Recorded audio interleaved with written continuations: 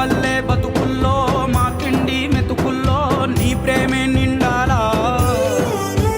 ఓ మా పిల్ల పాపల్లో మా ఇంటి దీపాల్లో నీ నవ్వే చూడాలా.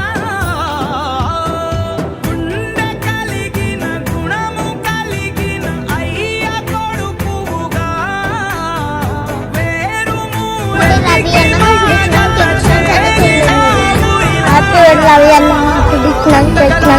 ధన్యవాదాలు.